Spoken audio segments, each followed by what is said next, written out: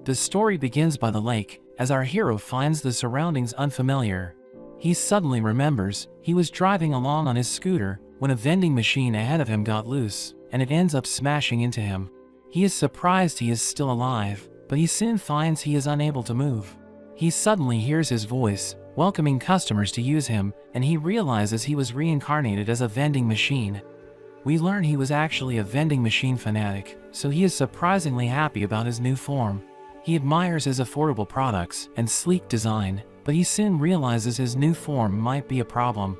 He wonders if it was thanks to God that he was turned into the thing he loved, and he decides to just accept it. He is able to say the standard things for a vending machine, such as insert a coin, and thanks for buying. He thinks about what else he can do, trying to understand his new body. He sees some writing, and he realizes it's the items he is selling. There are currently only 2 items, mineral water and corn soup. He hears a voice telling him that he can change the items by spending points, and he sees he has 1,000 points. He learns that points are converted from money, which are then used to replenish or change the goods sold, or even gain additional functions. After further investigation, he learns that the points allow him to keep different items at different temperatures, and he is also able to warm up frozen food. He checks out what other items he has, and he finds he has a range of items that he would buy from vending machines when he was alive. He decides to try changing his item to milk tea, so he spends 10 points, and the milk teas appear inside him. It seems he can gain 1 point per 100 yen, and as he learns more about himself, he finds he doesn't require electricity for power, but he consumes his points for power instead. He uses 1 point per hour, which means he uses 24 points per day. Since he still has 990 points, he can operate for about a month, but he thinks he shouldn't waste his points until he can get a more steady income. But he realizes he is in the middle of nowhere, and after a day, he starts to panic, thinking he is doomed, because no one will ever use him. But at that moment, a giant frog appears. It approaches him, but it gets startled by his voice welcoming it. The frog starts attacking him with its club, and his durability gets lowered. He learns that if his durability reaches 0, he will break and become unusable. The frog keeps on attacking him, and he sees his durability rapidly decreasing. He notices there is a magic stat, so he is surprised there is magic in this world. He is able to repair his durability with his points, so he thinks he can just wait for the frog to get bored, but the frog suddenly calls its friends. Seeing the frog's axe, he starts to panic, and he tries to find a function that will save him, but there is nothing useful. The frogs keep beating him up, but he suddenly notices he can gain a blessing from God. He is able to choose from a number of different abilities, so he gains the barrier ability, and he is able to push the frogs away. He thinks he is invincible, but his points start decreasing rapidly as the frogs keep on attacking him. The frogs eventually get bored, and he manages to survive. He uses his points to repair his durability, and we see he is down to 311 points. A few days later, he still hasn't been able to sell anything, but a girl suddenly appears. She is on alert at first, but she notes how she is starving, saying she isn't cut out to be a hunter. It seems she was hunting the frogs, but she hasn't had any luck. She notices the vending machine, but she is unfamiliar with what it can do. She is startled when she hears his voice, welcoming her and telling her to insert a coin. The girl wonders what kind of coins it takes. She tries a copper coin, but it's not accepted, and he learns he needs to acquire the coin conversion function to accept it. He quickly learns the skill for 100 points, and his prices change, allowing the girl to realize it will cost her 1 silver coin. She thinks it's expensive, but she decides to try it anyway because she is starving. He becomes excited to finally have his first sale, and the girl chooses his soup item. She takes it out from him, and she is surprised it is still hot. She tastes the soup, and she finds it delicious, saying it's better than anything else that's around. He is overwhelmed with pleasure to bring her such joy, and the girl wonders what other items he has. She enjoys his milk tea as well, and she ends up buying a few more corn soups. So he ended up making about 6 silver coins, which converts to 60 points. The girl ends up falling asleep beside him, but he protects her with his barrier, seeing her as a precious customer. When the girl wakes up, she thanks him for all the food, and she is startled when she hears his voice. She wonders if he is able to talk, because she knows someone who invents tools that have magical power, so she wonders if he can only say certain lines. She notices he can understand her, and they come up with a way to talk, where he will say hello to answer yes, and thank you to answer no. She introduces herself as Llamas, and she starts trying to learn more about him. He can't tell her his name, so she decides to call him Boxo. She wonders if he is lonely, and she suggests moving him. He agrees to this, and the girl suddenly picks him up. He can't believe she is so strong, but he is glad to finally move. It turns out Llamas has the blessing of might, which explains her insane strength. She takes a break after a while, wanting to have some more corn soup, but he thinks the soup isn't very filling, so he decides to find her something else. Llamas is surprised seeing he can change his items, and she decides to try it out. It's a can of potato chips, and she finds it absolutely delicious, eating multiple cans, and he manages to recover back up to 320 points. They make it back to the village, and the guards wonder what she has brought back. She explains it as a magical tool that can grant items in exchange for money, saying she found it by the lake. She wonders if it's okay to keep, and the guards mention it's normal for whoever finds something in a dungeon to become its rightful owner, and Boxo wonders if they are in a dungeon, but thinks it's not possible because he is able to see the sky. The guards are surprised he can talk, so they think he could be sold for a high price, but Llamas says she is taking him to meet her friend. The guards try buying from him, and they are instantly impressed, going on to try all of his items. They tell Llamas to bring him around once in a while, and Boxo thinks business is looking up. They get inside the village, and Llamas notices a girl being bullied. She beats up one of the thugs, but we see that despite her strength, she struggles to land a hit on the men. The men decide to run away, and Llamas checks up on the girl. Llamas goes to the inn, and her friend Monami rushes to her, glad that she returned unharmed. It seems Llamas was left behind by some other hunters, but Monami tells her she has helped her spread bad rumors about them. She turns her attention to Boxo, and she thinks Llamas has brought back more junk, but Llamas claims he is super useful.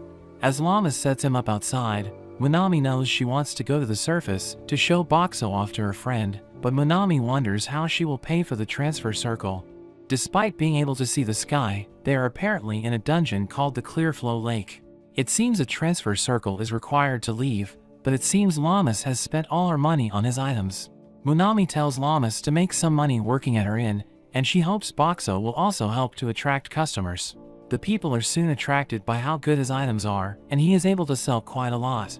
At night, Llamas takes him over to the guards at the gate, but they eventually get bored of his items, so he thinks it's time he added some new items. It seems he has been able to sell over 400 items, and he now has over 3,000 points. He suddenly glows, and the guard is surprised to see there is a new item. It costs 3 silver coins, but the guard is excited to try something new. They wonder how to eat it, but there are luckily instructions on the can. It turns out to be stew, and the guards are impressed by the delicious flavors, wanting to buy even more. After a few days, word about his new item spreads around the village, and it seems to be a big hit. But during the day he makes it unavailable, so he doesn't compete with the inn's restaurant business. The girl that Llamas saved approaches him, but she gets startled by his voice, so she throws a rock at him and runs away. Their days continue, as Llamas takes him over to the guards at night. She talks to him as they walk, and she hopes they can talk for real one day, which is why they need to get to her friend on the surface. Llamas is glad to have found him, and he thinks that being reincarnated as a vending machine isn't so bad. The next day, Boxo is terrified when he finds himself confronted by a bear, but the bear actually turns out to be the director of the Hunters Association. He is impressed seeing Boxo, and he is there to ask for their help. He mentions that they are planning to attack the base of the frog monsters, and he wants them to come along. Llamas wonders why he wants to bring Boxo since he can't fight, but the director says his ability to provide warm and ready-to-eat food on the go would be invaluable for the hunters, and he promises to keep them safe. Llamas isn't too sure, but Boxo thinks if they ignore the frog monsters, it might end up being dangerous for the village, so he agrees to go. They head off 3 days later, and we learn that it seems to be breeding season for the frogs, so there are an abnormally high number of them, and according to the director, they are making sure to protect the transfer circle in their village, because it's the key to getting in and out of the dungeon. Besides the hunters from the village, there are also a group of hunters known as the Misfits, who are joining in on this raid, excited to make some money. The hunters take a break, and Llamas sets Boxo down. She is approached by one of the hunters, who tells her not to be so worried, because they are there to protect them. He is interested seeing Boxo, and Llamas explains how to use him. The man decides to try it out, picking out a lemon tea, and he is impressed by the packaging. The man tries the drink, and he finds it delicious. He wonders where it all comes from, but Llamas mentions Boxo seems to just refill himself. The man becomes even more interested, so he calls over his vice captain Filomena. She addresses him as Captain Kelroy, and Boxo is surprised to learn that he was the boss. Kelroy calls Filomena an expert about magic tools, so he asks her if she knows anything more about Boxo. She takes a look at him, but she ends up sensing no magic power from him, saying he just seems like a block of iron. Kelroy mentions how he magically seems to refill himself, thinking the items could be coming from another dimension, and Filomena suggests it could be the power of a blessing, but she finds it unlikely. Kelroy thinks it's a mystery, but decides to just be thankful to have him there. The director tells them they are camping for the night, and Boxo thinks it's his time to shine. Everyone lines up to buy from him, and we see he has added cup noodles for this expedition.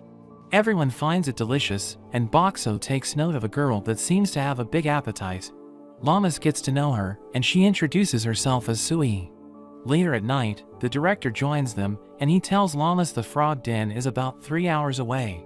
He gives her the choice to either stay at the camp, or join the hunters on the battlefield. Llamas is okay with going since she is a hunter herself, but she worries about Boxo. However, Boxo says he doesn't mind, so they agree to join the battle as well. The next day, they reach the frog base, but there is a thick mist, and they are walking through mud. The director tells them to attack, and we see the hunters taking out the frogs. Kelroy tells his team they will get paid extra the more they kill, so they get fired up. Llamas wants to do her best, but Boxo worries for her, because she has trouble landing her hits. A frog suddenly jumps at her, but she easily blows it away. She is surprised she landed a hit, and it seems having Boxo on her back is giving her better balance. We see the Misfits team taking out the frogs, and Filomena uses water magic to take out 3 at once. But even more frogs appear, and Kelroy finds it strange that there are so many. We see they are surrounded, and Boxo starts to get worried. The frogs charge at them, and Sui protects Llamas, but there is suddenly a frog that lunges for Sui. Llamas prepares to protect her, but Boxo's barrier blows the frog away. The girls are confused seeing the barrier, wondering what's going on, but Boxo is glad he protected them. He buys a new ability for 1,000 points to help expand his field of view. Llamas tells him to watch her back, and Kelroy compliments her on her strength. Llamas blushes hearing this, and Boxo warns her they are being attacked, but she is too distracted to hear him, so he ends up using his barrier again to blow them away. Kelroy is surprised seeing the barrier, and Llamas claims it must be Boxo's power, which makes Kelroy even more interested in him, but Boxo feels he might be dangerous. They end up beating all the frogs, and Kelroy tells his team to cut their tongues so they can get paid by the association.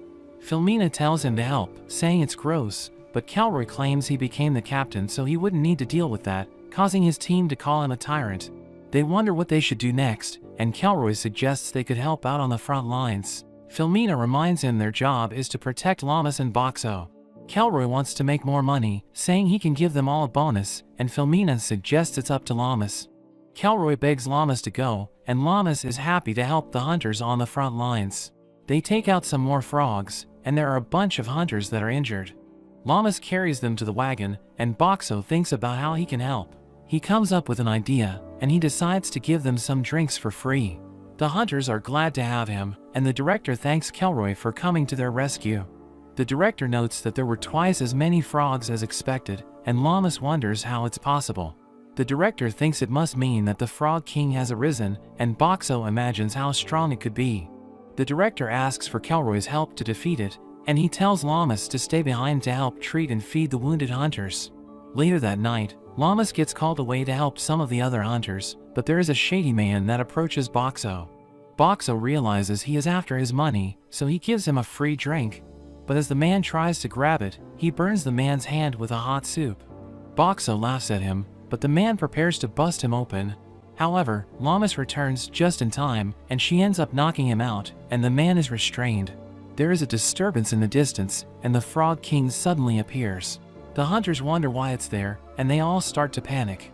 Llamas loads Boxo on the wagon, but the pigs are too scared to move. Llamas ends up letting them go, and the hunters wonder what she is doing, but she ends up trying to pull the wagon with her strength. Boxo wonders what he should do, thinking his barrier isn't enough to save everyone.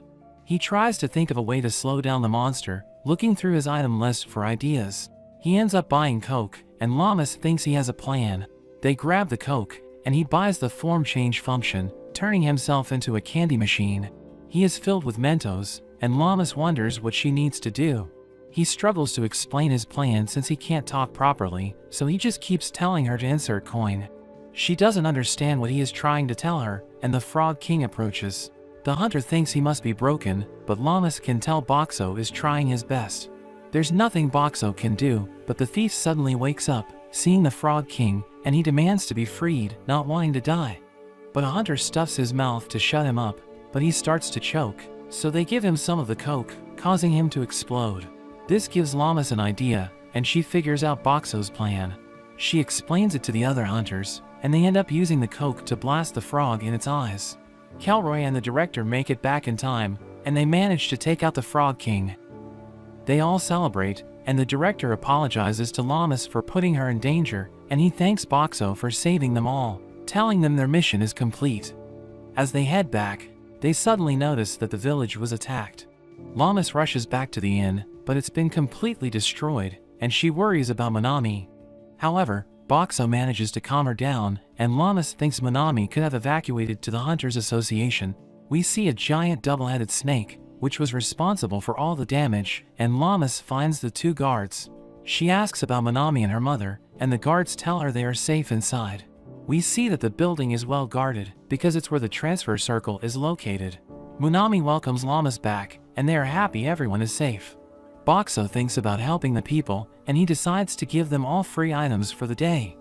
At night, we learn that the snake is normally the natural enemy of the frog monsters, and Boxo is surprised to see the villagers cooking it up for food. There's a huge line since he's giving away free items, and it even helps attract some new faces. He thinks it will make him even more money in the long run, and we see he has even started selling alcohol. Llamas gets a bit drunk, happy that everything turned out well. She is also happy seeing everyone gathered around him, and she thinks he has become an integral part of their lives. The next day, the people start the repairs, and Boxo is set up at the association, where there are plenty of people around. Llamas visits him, mentioning that the director gave her a personal request, and it's to help with removing the rubble. She takes Boxo over to the inn, and she starts moving the rocks, easily smashing them into pieces. Her cart gets full, and she prepares to take it to the dump, but Kelroy suddenly appears. He offers to treat everyone to some of Boxo's items. Llamas gets excited, and Kelroy tries to recruit her to his team, along with Boxo, but she instantly refuses. Kelroy walks off rejected, and Llamas says she's too busy with helping rebuild the inn. The next day, Boxo is visited by a woman and her assistant. Llamas wonders who they are, and the woman introduces herself as Akawi from the exchange house. She mentions they are there because it seems the village is low on silver coins. Llamas thinks it must be because Boxo only takes silver coins, and he can't believe she ratted him out. Akawi proposes exchanging for her gold coins, but Boxo isn't able to do it since he doesn't have an exchange function. Llamas suggests they could just buy something with a gold coin, and they will be able to get the silver coins as change. They end up with a whole chest full of silver coins, but the thief sees their exchange. Later on, we see an old man in front of Boxo, and we see he has added a lottery function. The man is devastated when he loses, wanting to spin again, but he ends up getting dragged off by his wife. The young girl Sayori visits with a bunch of rocks to cause trouble, but she drops them all when she is startled by his voice, and she gets carried off by some men. As she approaches again the next day, she is disappointed that her father is away. Boxo can tell she is feeling down, so he gives her a free juice, and she thanks him. At night, Boxo gets set up at the bathhouse, and we see that he also sells hygiene products like shampoo. And he seems to be a big hit with the furry creatures. The next day, the old man is back, and this time with his granddaughter. He teaches her about the lottery function, and the girl is excited to try. She actually ends up winning, and her grandfather can't believe it. She gets an item for free, but she ends up just giving it to her grandfather to make him happy, saying she had a great time with him, and it seems Boxo rigged it for her. The next day, the director approaches Boxo. He heard that Boxo now has the ability to disguise himself, so he asks him to hide out where a bunch of crimes have been taking place, so he can help identify the culprit. He ends up being set up, right outside the front of the association. Lamas wonders where he has gone, but Monami reminds her the director was borrowing him, so Lamas continues to help around the association. Boxo has a quiet day, but we see Sayori looking around for him. She runs into Lamas, and she wonders if she has given any more thought to her proposal. However, Lamas says she's not going to sell Boxo. Sayori says she would have enough money for the rest of her life, but Lamas refuses, saying Boxo is irreplaceable. Sayori wonders what Boxo truly is, but even Lamas isn't sure. She thinks that since he can understand and respond to everything, she sees him the same as another person, and Boxo is happy to hear she feels this way. Sayori declares she will get Boxo one way or another, but she leaves for the day, telling Lamas to take care of him until that day comes. Boxo reappears, and Lamas is shocked to see him, but she tells him she missed him, and she is excited to tell him about her day. The next day, we see Boxo as he gets wheeled around on a cart, but it turns out he has actually been kidnapped, and he wonders where he's being taken. A few hours earlier, we see Boxo getting approached by a group of men. They tell him they were hired by the director to help reinforce the walls, so they tell him the director wants him to go with them so he can help feed the workers. Boxo notices the shady guy that tried to steal from him, but he thinks he must be reformed since he's working for the director. He agrees to go with them, so the men load him onto their cart, but after 8 hours, he comes to the realization of what's really going on. He wonders how far they are going, and they eventually stop to have a break. While they are stopped, Boxo takes the chance to use his security camera to take photos of all of their faces. He's approached by the thief, and the man threatens him to give them food. Boxo refuses, so the man stabs him, causing him to take some damage. But the boss reprimands the thief, telling him not to damage the merchandise. The boss tells Boxo to hand over all his money, but Boxo refuses. They know Boxo is able to repair himself, so the boss tells his men to rough him up. The men start bashing into him, and although the damage isn't a lot, he wonders if there's anything he can do about it. He gets a notification that he can enhance his toughness by spending 1,000 points, and it instantly makes him tougher, reducing the damage from the attacks to 0. The boss notices that Boxo doesn't seem to be repairing, getting worried they may have broken him, but the thief assures him it's fine. Boxo gives them some drinks, and the man is relieved he is still working. They all try out the drink, but it turns out to be disgusting, because it was Boxo's lowest rated drink. They reach their base at night, and Boxo gets taken inside. They tell a woman to take a look at him, but they get scared as she approaches, so they just throw her the instructions and quickly run away. The woman starts talking to Boxo, and he wonders if he should answer honestly. The woman introduces herself as Hulami, and Boxo recognizes her as Lamas's friend. She's actually a magic item engineer, and it turns out she was also kidnapped. Boxo starts talking to her, and she is instantly impressed to see a magic item that can understand and speak with people. She reads the instructions, and she soon figures out how he can communicate. Hulami reveals she has experimented with trying to give magic items human intelligence, but concluded it's not possible with their technology, so she started thinking about putting a human soul into an item instead. Boxo is amazed she figured it out, and Hulami says she needs a drink from all her excitement. Boxo gives her one of his milk teas, and she finds it delicious. They keep on talking, and Boxo confirms he actually has a human soul and has memories of his past. Hulami wonders why he requires money, because normal magic items don't require any. Boxo decides to show her, transforming into his other form, and Hulami realizes he must use the money to gain additional functions. She wonders what else he can do, so he shows her his barrier skill. She thinks it's some kind of wall, but Boxo lets her pass through, and Hulami is amazed he can even use a blessing, but Boxo is impressed she is working everything out so quickly. Hulami goes to sleep, and Boxo wonders if the people in the village have noticed that he's missing. At that moment, the bandits return, wanting to get payback on Hulami for scaring them, but Boxo suddenly transforms, turning into a magazine dispenser, and he instantly attracts the men. The men become too distracted, and they all decide to head back to their rooms, saying they have business to take care of. The next day, a man comes in to give Hulami her food. Hulami is disappointed seeing a single loaf of bread, so Boxo decides to give her some of his food. He treats her to all kinds of different foods, and she thinks he is even better than a restaurant. Hulami is completely stuffed, but the boss enters, wanting to know what she has figured out. Hulami doesn't want to cooperate, but the boss tells her she has 2 days to figure out how to get Boxo's money, so Boxo thinks they need to find a way to escape before then. Hulami continues on with examining him, and their time is running out. Boxo thinks about making a distraction to give Hulami a chance to get away, but Hulami has a serious talk with him, telling him not to think about sacrificing himself, because the area is surrounded by monsters, so even if she got away, she wouldn't be able to survive. She gets tired, so she calls it for the night, but Boxo wonders what to do about their deadline. During the night, there is suddenly a commotion outside, so he quickly wakes Hulami up. They realize there's a fight going on outside, and they suddenly hear Lamas's voice. We see the fight outside, and Lamas calls for Boxo, charging into the building. Hulami is surprised that Boxo is friends with Lamas, and she thinks they should be fine to just wait to be rescued. But Hulami suddenly thinks they could be in trouble, because besides storing all their gold here, the bandits also have explosives. Boxo worries hearing this, and some of the explosives go off, causing the ceiling to come crashing down, but Boxo protects them with his barrier.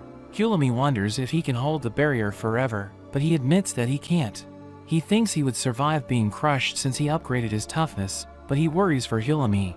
Hulami realizes that his ability must use money, so she points out the bandit's stash of gold. Boxo lets it through his barrier, and he jacks up the prices on all his items, while Hulami deposits all of the money into him. Boxo gains an insane number of points, and he thinks he'll be able to hold out until Lamas saves them, but Hulami suddenly collapses. Boxo realizes she can't breathe, because his barrier also stops air from getting in. He thinks about what he can do, and he suddenly transforms, turning into an oxygen vending machine. Hulami is able to breathe, and Boxo is glad he was a vending machine fanatic in his past, knowing that in 1965, there were oxygen vending machines because there were concerns about air pollution. Hulami thinks she would fall for him if he were a man, and even Boxo is charmed by her. Lamas makes it to them, and she is overjoyed to finally find him. She slips through the barrier, crashing into him, but she cries thinking she had lost him. She hugs onto him, apologizing for not watching him, and he is glad to be reunited with her as well. Lamas eventually realizes Hulami is also there, and Hulami is glad they got out safely. Filmina wonders why Kelroy helped out when there was no money involved. Kelroy says he's just a nice guy, but Filmina knows he is trying to gain a favor from Boxo, and Kelroy says they will achieve their dream by any means necessary. We see Lamas as a child, using her strength to catch fish with Hulami. Hulami thinks her parents will be happy, but we learn Lamas gets into trouble for constantly breaking things at home. She suddenly stands before Boxo, where she thanks him for saving her, but we see she is just dreaming, telling him not to leave her again. Hulami tells Boxo that after he was abducted, Lamas kept looking for him and didn't even sleep. She mentions their past, revealing that their village was wiped out and Lamas lost her parents. Despite having her strength, she was too scared to do anything, and it became her biggest regret. Boxo wants to do whatever he can to help her, and she dreams they'll be together forever. The next day, Hulami decides to stick around in the village, and Lamas heads off to do some work. Hulami and Boxo get approached by Sui's bodyguards. The man tells them that Sui will be coming to make a request from them, and he hopes that they will accept the request. The men panic as they hear Sui approaching, so they quickly leave. Sui introduces herself to Hulami, and she asks for a favor. Hulami wonders what she wants, and Sui explains there is a gathering of merchant families where they reveal their newest magic items. The organizer is her rival Kana, and she gets mad even thinking about her. Hulami thinks it sounds interesting, and Boxo agrees as well. They go over to the event, and Boxo looks around for Sui's rival. Sui approaches her, and they pretend to get along. Kana checks out the competition, looking over at Hulami and Boxo, but she is confident she will win. The presentations begin, and we see the first participant show off his latest invention. He introduces it as a magic weapon that can transform. Hulami thinks it's a good idea, but it turns out he is just putting different attachments onto a stick, and everyone is disappointed. After a number of other lackluster presentations, Hulami starts to get bored, but it comes to Kana's turn. Her engineer reveals a robot, claiming he has succeeded in a dream of giving intelligence to a magic item. Hulami is shocked, thinking he must have put someone's soul inside the robot, and she notes that it's banned by the Magic Engineer Association because it's too dangerous, mentioning that a whole town was destroyed in the past because of it. The robot impresses everyone as it can follow commands, but it suddenly starts to go wild, wanting to kill everyone. The man tries to turn it off, but he gets thrown away, as the robot blames him for awakening it. Hulami orders Sui's men to help out, but they all get thrown away. Hulami jumps onto it, targeting its magic seal, and she manages to turn it off, apologizing to the soul that was used. The crowd suddenly realizes who Hulami is, and we learn she has quite the reputation for being a troublemaker. Hulami claims all her incidents were from her youth, and Sui declares her victory over Kana. After some time, winter arrives and we see all of the town's restaurant owners in a meeting led by Monami. They discuss the arrival of a popular chain restaurant, and they worry about going out of business. Monami reveals Boxo as their secret weapon, and she bribes him by giving Llamas a discount at the inn. We see the restaurant has opened up, and they have a huge line of people wanting to get in. Llamas and Hulami go and try out the food, but they find it's pretty average, thinking it doesn't even compare to Boxo's food. Llamas thinks the food is bland, and Boxo thinks that it's because seasoning isn't cheap in this world, but this gives him an idea. In Monami's next meeting, she thinks that they need to come up with a new menu to save their customers. They all bring out their latest creations, and Llamas and Hulami test the food. They give suggestions on how to make it better, while Boxo transforms, giving them a sample of what it should taste like. All the owners rush to get advice, and they become inspired by Boxo's samples. We see that at the chain restaurant, all the owners have set up food stalls outside, offering their new dishes, and they start to attract the people waiting in line. The people are amazed by all the new foods, turning out to be a huge success, and the restaurant ends up going out of business and closing down. As all the owners celebrate, Kelroy approaches Boxo. He tries to invite Boxo on a campaign, but Boxo instantly declines. Kelroy reminds him how he helped out when he got abducted, and Boxo considers changing his mind, but Kelroy tells him to talk it over with Llamas. Hulami thinks that most people would want the opportunity to join Kelroy's group, and she wonders what Llamas wants. Llamas says she wants to fight so she can get stronger, but Hulami wonders if she is after revenge, and Boxo wants to help her in any way he can, turning into a flower machine, and he cheers Llamas up. Boxo thinks about what Hulami told him about Llamas's past, and as spring approaches, when the hunters will become active again, he wants to be able to protect her. He is suddenly approached by a girl, but she quickly hides behind him as the guards approach. The guard gets some stew, and his friend wonders why he keeps eating the same thing, but the guard insists it's his favorite. We learn that the girl is into him, but she's just too shy to make a move. Boxo decides to help her out, transforming into a new form and giving her some vegetables. He gives her a bunch of other ingredients as well, and she realizes he is telling her to cook the man's favorite stew. The girl thanks him, and we learn they ended up getting together. Spring arrives, and it seems Llamas and Boxo have agreed to go on Kelroy's expedition. We learn they are going to check up on the crocodile monsters, since they are one of the 3 main monster factions in their area, and after dealing with the frog boss and the twin-head snake, they are going to check to see if the crocodile monsters have over-multiplied as well. The group prepares to leave, and Hulami reveals she is also going, saying that the director hired her to perform an ecology survey. They head off, and Kelroy is glad to finally get out of the town. They are suddenly attacked by some frog monsters, but the group easily fights them off. Llamas wants to get involved, and she thinks about throwing rocks. Boxo thinks throwing would be a good use of her strength, so he gives her a reinforced bottle to throw. She gives it her best, but she ends up completely missing. The group stops for a break, and they enjoy all of Boxo's food. They are glad they don't need to hunt for their food. Boxo shows off his new function, adding on an emergency box, and it turns out to contain the parts of a portable toilet. The group thinks it's amazing, and Kelroy tries to take credit for it since he convinced Boxo to join, but the group doesn't buy it. They continue on, and Kelroy mentions they are entering the crocodile's territory. He decides to send Akka and Shiro to scout, so they head off while the rest of the group waits. When they return, they report that they found a group of around 30 crocodiles. Hulami mentions that a normal group is between 10 to 50, and Kelroy thinks that since there aren't an abnormally large amount of them, they can just leave them alone. But Filmina mentions that the crocodiles go for a high price, so she wants to take them out. Kelroy ends up agreeing, and they decide to rest up for the night. As they sleep, we see Hulami telling Llamas to be careful. She wishes there was something she could do for the fight, mentioning the crocodiles are weak to the cold, and Boxo suddenly turns into an ice machine. Hulami gets an idea, wondering how much ice he can make, and we see Boxo dumping ice into the river the next day. The crocodiles end up all getting out from the cold, and Kelroy thinks this is their chance.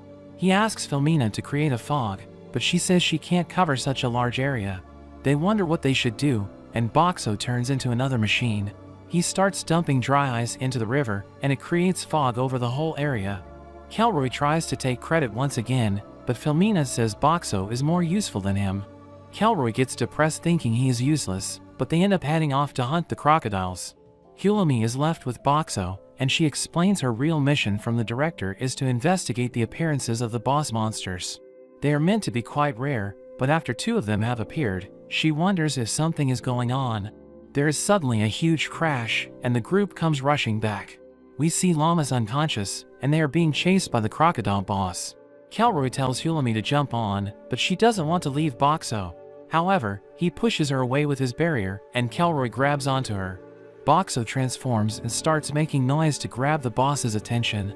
He upgrades his durability and his toughness, but he still gets blown away by the boss, and he loses 1,000 points from the hit. Boxo thinks his barrier won't be enough. He wants to protect the group, so he transforms once again, and he shoots some fried chicken lunches at the boss. The boss starts to eat it, so he spits out a whole mountain of them, but the boss ends up eating him in a single bite. Boxo finds himself inside the boss's stomach, and he notices his points are rapidly decreasing. He transforms into a laundry dispenser, attacking with Tide Pods, and it starts to give the boss a stomachache. Boxo knows it's not enough, so he turns into a gas machine, and he fills the boss's insides with gas. He then turns into his heating mode, and he summons a can into his microwave. Together with some paper, he heats it all up, and he manages to start a fire. He shoots it out of his barrier, causing an enormous explosion, and we see Boxo is the only thing that remains. The boss drops a special coin, but as he takes it, the ground suddenly splits, and Boxo falls through the ground. As he falls, he thinks about what he can do. He transforms into a balloon vending machine, and he starts inflating balloons, and he is able to fill his barrier full of balloons. However, it's not enough to slow him down, so he transforms into a cardboard vending machine and becomes much lighter. He finds there's a huge labyrinth beneath him, and he decides to use his camera to take some photos from above. He manages to land safely, and he notices the coin from the crocodile on the ground. He can't pick it up, so he thinks about unlocking some new functions. He is shocked to see he has over 1,000,000 points, and he realizes he must have got them from defeating the crocodile boss. He wonders what he can do with 1,000,000 points, and he sees he can level up his vending machine rank. He increases his rank to 2, boosting some of his stats and unlocking more options for his transformations. He transforms into a vacuum machine that you would see at a car wash, and he is able to suck up the boss's coin, but when he examines it, it doesn't seem to do anything at the moment. He suddenly starts flashing red, and he gets a warning that his transformation time for the day is about to exceed 2 hours. He quickly turns back to his original form, and he is shocked he had such a limitation. The day goes by, and he hasn't seen a single person go by, but he just enjoys his time in the sun, revealing that he added a new solar panel function that allows him to save his points when the sun is out. There are suddenly 4 bear creatures running toward him. It turns out they are being chased by pig fiends, and one of them is injured. Boxo decides to help them out, using his camouflage to hide. He then activates his barrier to shoot out drinks at the pigs, hitting them in the face and driving them off. The bears wonder what happened, and Boxo quickly reveals himself. They wonder what he is, but when he speaks, the bears are terrified and back away. Boxo thinks there is only hope, so he quickly transforms into a food machine and throws out a box of fried chicken. The bears admire the smell, and the one named Suko realizes he might be a box that sells food, but the leader Mikan worries it could be a trap. However, they just can't resist, and the one named Pell eats the chicken, finding it delicious. The other 2 rush over, buying another box, and they also find it delicious. Mikan can't resist, so he also joins in, and he can't believe how good it tastes. After eating a whole mountain of chicken, Pell thinks they should go home, but Mikan says they haven't found any treasure yet. However, Suko points out Boxo, thinking he is the best kind of treasure, but Boxo tries to say that he won't be their property. The bears are shocked when they hear him saying different lines, and they wonder if he can actually understand them. Boxo tries communicating with them, but in the end, Mikan can't work it out and thinks he is just saying random lines. They decide to take him back to the entrance, but he's way too heavy for them to move. Boxo thinks about turning into cardboard again, but thinks that would scare them off, so he adds wheels to himself instead. The bears push him along, and they approach the area where the pig fiends attacked them earlier. Boxo decides to show off his barrier, but the bears start freaking out. He lets them out of his barrier, but they start to find him suspicious. Boxo tries to communicate with them again, using a new function to display text, but the bears can't understand Japanese, so they aren't able to read it. The bears think they should just leave him behind, but Boxo quickly drops more fried chicken, and they easily change their minds about him. The pig fiends suddenly come rushing over, and Boxo turns into a gas pump, but realizes he can't move his nozzle. However, the ground shakes, and the nozzle comes loose, allowing him to spread his gas, causing all the pigs to slip. But the ground keeps shaking as an enormous flaming skeleton appears. Mikan recognizes it as the boss, and he tells the others to run. They rush away with Boxo, and the boss ends up eating the pigs. They manage to get away, and they end up spending the night in the labyrinth. While the bears sleep, Boxo notices some flaming skulls approaching. He makes as much noise as he can, and he manages to wake up the bears. Mikan says they need to deal with them, or they could end up calling the boss. They wonder how to fight them, and Boxo quickly gives them water. The bears throw water on the skulls, and Mikan is able to finish them off. Pell thinks Boxo is amazing, since he helped them with exactly what they needed, and Boxo thinks this is his chance to communicate with them, but Mikan says it's just his imagination, saying it was a coincidence. The next day, they continue toward the entrance, but they hear a fight going on up ahead. Kuro runs up to scout ahead, and he returns to tell them it's safe, saying he saw the director, as well as an abnormally strong girl. We see Llamas as she defeats a pig fiend, calling out for Boxo. She sees him approaching, and she instantly rushes to hug him. We see Hulami and Kelroy's group are also with her, and they are glad to finally find him. The bears greet the director, and the director thanks them for saving Boxo. Mikan wonders what Boxo is, and the director introduces Boxo as a resident of their village. Mikan wonders how a magic item could be a resident, but the director explains that Boxo can understand them.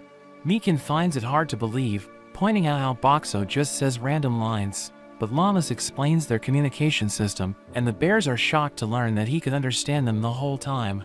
They manage to get out of the labyrinth, and the director reveals they had a second objective besides saving him, mentioning that Kelroy's group wants to defeat the skeleton boss. Kelroy explains that everyone in his group has a goal, and they are determined to achieve them no matter what. He goes on to explain the legend of the labyrinth, where it's said that if you can reach the lowest level and meet the requirements, you can have any wish granted. Llamas wonders about the requirement, and Kelroy believes it's the coin that drops when a boss is defeated. Boxo is surprised to hear his coin is so valuable, and Kelroy says that among his group, they have 6 wishes that they want to achieve. They currently have 3 coins, and they have been going around to different areas whenever they hear that a boss has appeared. Kelroy knows he got a coin from the crocodile boss, and he suggests working together, saying it would even be possible for him to turn into a human. Llamas gets excited hearing this, and they end up agreeing to join Kelroy's group, but Boxo isn't quite sure about turning back into a human. They prepare to head back into the labyrinth, and the director shows them a map to prepare. Boxo notices it isn't quite accurate, and he manages to show the pictures he took when he was falling down. The director is impressed, and promises to give him a bonus when they get back. They head into the labyrinth, and they discuss the plan to defeat the skeleton boss. The director reveals a trap that was discovered by some other hunters, and they plan to lure the boss into the pit. Kelroy thinks it probably won't be enough to take it out, and its flaming body would melt any attacks that they try, so he thinks about using Filmina's water magic and Boxo's water to fill the pit, hoping to put out the boss's flames. He asks Boxo if he can produce enough water, but Boxo thinks if he just used his water bottles, it could take days to fill up.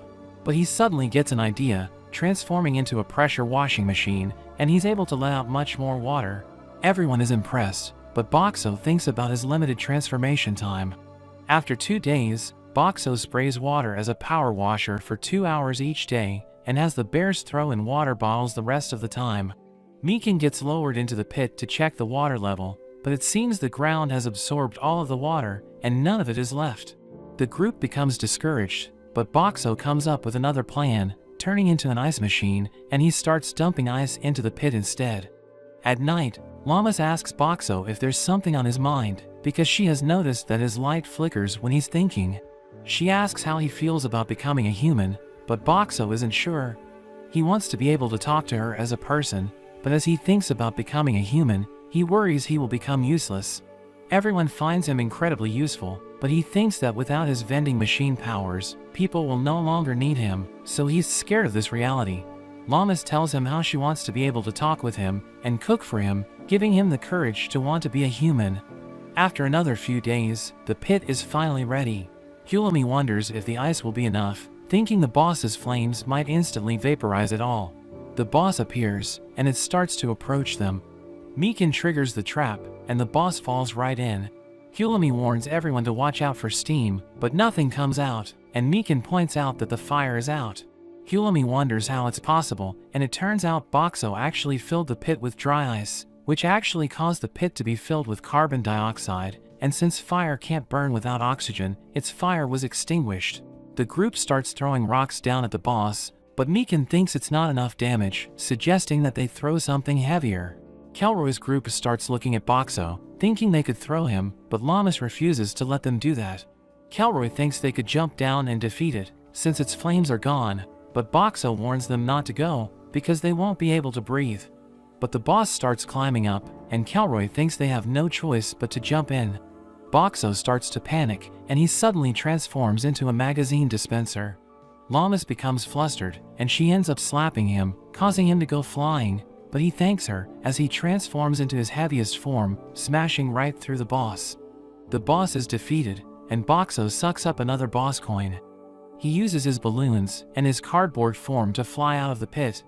Mikan closes the trap, and Boxo lands safely. Llamas tells him he was too reckless, but Boxo is just glad that everyone is safe. Kelroy asks about the boss's coin, and Boxo prepares to give it to him, but Hulami grabs it first, saying that the coin rightfully belongs to Boxo. Kelroy agrees, and he offers to buy it for 100 gold coins. Boxo can't believe he offered so much, and he thinks he doesn't need more than one, so he agrees to sell it to Kelroy, and the group heads back to the village. They stop by the Hunters Association branch near the labyrinth, and Kelroy's group leaves using a transfer circle, but Llamas and Hulami stay behind because the director gave them a mission to survey the perimeter of the labyrinth. A hunter named Miguel enters, and all the girls are instantly charmed by him. Even Llamas thinks he must be some sort of hero, and Boxo gets a bit jealous. He asks for a map of the labyrinth, and the girls tell him it will take a few days to give him an updated map, so he decides to come back another time. At night, we see that Miguel isn't quite the hero Llamas was thinking about, and we learn he only came to the labyrinth because he heard there weren't many people. He bumps into Boxo, and it turns out he gets nervous just talking to people. He doesn't know why everyone stares at him, finding it scary, and Boxo is surprised to see this is what he's really like. He starts having a nervous breakdown, and Boxo feels bad for him, so he gives him a drink to help him calm down. The next day, Llamas tells Boxo that Miguel is joining them on their job. They head off together, but when Llamas tries to get to know Miguel, all he can do is play it cool and agree. When Hulami asks him questions as well, he gets nervous and ends up running off to guard the rear instead. Boxo feels bad for him, but it seems Miguel is trying to improve his communication skills. After a week of traveling, Llamas seems to be feeling unwell. Hulami worries about her, telling her to ride on the cart, but Llamas decides to keep going. However, she suddenly gets weak, but Miguel catches her just in time. They stop for a break, and it turns out to be Llamas' time of the month. Boxo thinks about what he can do to help, and he turns into a hygiene product dispenser. Hulami wonders what his item can do, but when she sees how absorptive it is, she realizes how to use it. After that, Boxo even turns into a washing machine, and he takes care of all of Llamas' clothes. After 2 weeks of traveling together, Miguel has started warming up to the group, finally able to eat with everyone. Mikan smells something up ahead, and he tells the group to stop. Pell senses it as well, and he can tell there is a group of men up ahead. Hulami finds this strange, because there shouldn't be anyone out in the middle of nowhere. Miguel gets nervous hearing this, and he tells the group that the men are probably after him, so he thinks he should leave so he doesn't cause them trouble, but Llamas doesn't want to let him go. Hulami wonders why he is being targeted, but Miguel isn't able to say.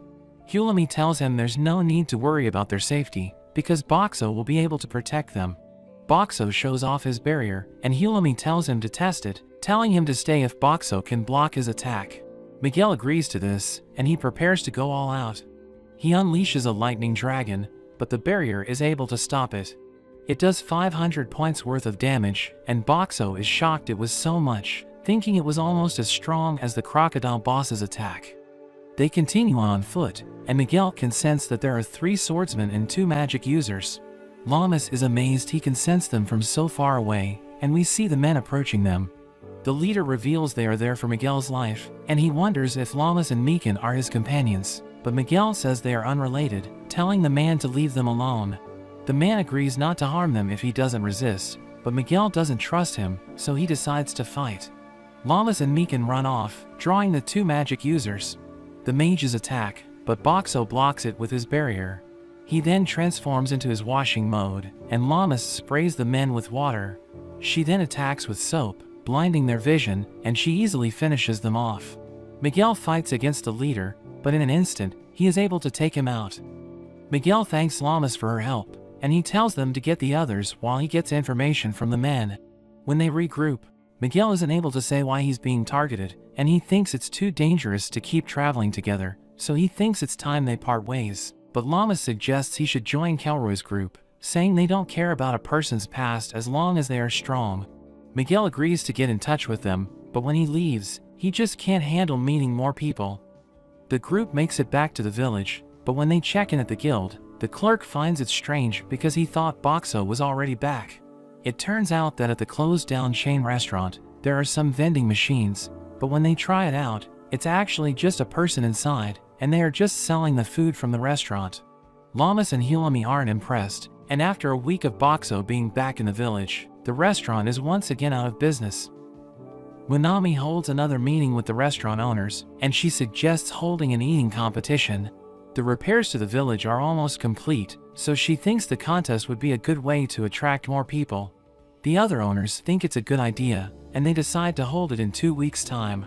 But after a week, we see the restaurant owners asking Boxo for help, and Hilami wonders if there's a problem with the contest. Munami says it was all going great, until they realize that Sui and the band of bears would be entering, and they are all known for their insane appetites, so the restaurant owners think they are going to go broke running the competition. Llamas wonders if Boxo can help them, and he ends up thinking of giving the contestants cola, because the bubbles will fill them up. Llamas thinks the contestants might complain, because the people drinking water will have an advantage. The owners decide to market the drink before the event at a higher price, and then on the day of the contest, they'll give it out for free, so the people will be more likely to want it. They all thank Boxo for his help, and Munami hopes he can continue to help if they have any more problems. On the day of the competition, we see the event has attracted a large amount of spectators, and Munami reveals there were so many entries that they need to have 2 preliminary rounds, with the top 5 of each group moving on to the finals. The first group of contestants take their place, and we see the band of bears are in this group. Munami tells them they need to finish all the food before the time runs out, but after just a moment, the bears have already finished, taking 4 of the slots, and one of the hunters take the final spot. In the next group of contestants, we see Sui, and even Llamas is giving it a go. Munami starts the round, and Sui seems to be quite relaxed, but she devours her plate, and she's the first to finish. The time starts to run out, but we see Llamas manages to finish just in time. They move on to the finals, and Boxo has unlocked a new form, playing music as a jukebox to set the mood. The contestants prepare to eat, and Munami tells them that whoever eats the most during the time limit will be the winner and get a special prize. They all start eating the food, and we see Sui easily devouring the first dish. The second dish is a fruit crepe, but she eats it all in a single bite. The bears manage to keep up with her, but she's just too fast, and she ends up winning the competition. She is given her prize, but when she opens it, she finds it's empty. However, Munami reveals that the prize is being able to use Boxo, and he will do anything she wants for a day. Boxo is surprised to hear this, but Munami begs him to go along with it and help her out. The next day, Sui brags to Akka and Shiro about her prize. Kelroy gets excited, thinking they can use Boxo on Monster Hunt, but Sui says she isn't planning on sharing him, and she has other plans. They head into the original dungeon, and they reach a small house. There are a bunch of kids that come out to greet her, and her master Mia welcomes her back. Sui shows off Boxo to the kids, and they all try out his food. Boxo is happy seeing all their smiles, and he even turns into a balloon machine, giving them all balloons. After that, Llamas plays with them, spraying them with water, and Boxo does their laundry afterward. Sui tells them to take a bath while they wait, but they find they are out of hot water. Mia thinks they will need to skip baths for that day, but Boxo comes to the rescue, and he is able to fill it up with hot water. They all have a relaxing bath together, and Mia thanks Boxo for his help. At night, they have more of his food for dinner, and Llamas is glad they could make so many kids happy. After they all go to sleep, Sui thanks Boxo for everything that he did. She thinks it must have been expensive to give out so much food, and she promises to find a way to repay him, but he tells her it's not necessary. Sui goes on to talk about the original dungeon, saying it's the first place that everyone must go through, and the only way to leave is to make it to the transfer circle. There are many children that get abandoned here, and Sui reveals that her wish is for everyone here to be happy. Meanwhile, we see a group of men approaching, and it seems they are after Boxo, hearing he can produce unlimited food. Boxo thinks about waking everybody up, but he worries it could put the children in danger. So he transforms into his dry ice machine, creating a fog which spooks the men, and then using his barrier, he fires ice at the men, causing them to run away. In the morning, Boxo shows the others what happened at night, and Sui recognizes them as former hunters who have a base nearby. Mia leaves Sui to watch the children, and she heads off to teach the men a lesson. Llamas wonders if she'll be okay by herself, but Sui notes that Mia is an expert hunter, and even Kelroy is afraid of her. Llamas meets back up with Kelroy, but she freaks out when she finds out they are planning a campaign in the Dead Zone, because it's an area filled with all kinds of skeletons and monsters, and Boxo is surprised to see her so scared. It seems Llamas is too terrified to go, so Kelroy wonders if there's any other way for them to take Boxo. Filmina worries about having enough food during a long campaign while they are looking for the boss, but Llamas suddenly claims she isn't a child, saying she's not scared, and she agrees to go with them. They prepare to head off, but Llamas notices Filmina isn't with them. They tell her she scares easy, so she isn't coming along, and Llamas realizes she was tricked. They arrive in the Dead Zone, and we see all the buildings are abandoned. Llamas tries her best to keep her cool, and they arrive at the inn. Llamas is scared seeing a picture of a woman, but when she appears behind her, Llamas instantly passes out. Kelroy takes her to one of the rooms, and Boxo is set up outside the inn. Hulami tells him more about how Llamas was even easier to scare when she was younger, and she can't believe Llamas hasn't already run away. At night, there are ghosts that appear, and Boxo becomes surrounded by all kinds of monsters, but they just seem to be wandering around. He puts up his barrier just in case, and he decides to try out his undead repelling items. He starts off by throwing salt at them, but it seems to have no effect, so he transforms into a figurine machine, throwing statues and other religious items at the creatures, but that also does nothing. In the morning, Hulami checks on him, but is shocked when she sees all of his items on the floor, wondering what's going on. Sui and the others go out to explore, and Kelroy also leaves to find more reinforcements. Boxo is approached by the innkeeper, and she wonders what he thinks about the monsters. She explains that they envy the living, which is why they didn't even bother attacking him, since he's just an object to them. Llamas is depressed, because she is still scared of the area, but Hulami tries to cheer her up, saying she will help her overcome her fears.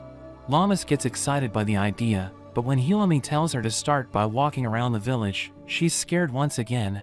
Hulami tells her to buy some potions from the store, but when she goes to take Boxo along, Hulami tells her she needs to go alone. Llamas agrees to prove herself, but when she hears a door opening, she dashes right back, hugging onto Boxo. She claims her job is to carry him around, so she insists on taking him, and Hulami ends up letting her take him. Llamas tries her best, and Boxo realizes she's trying so hard to overcome her fears, just so they can be together. He wants to help her out, so he produces the smell of coffee to help relax her, and he plays music to calm her down.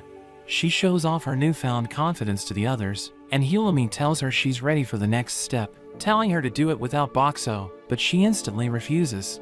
Kelroy returns, and we see he has brought back the band of bears, as well as Miguel. Boxo wonders if he'll be able to communicate in such a big group, but it seems he has improved.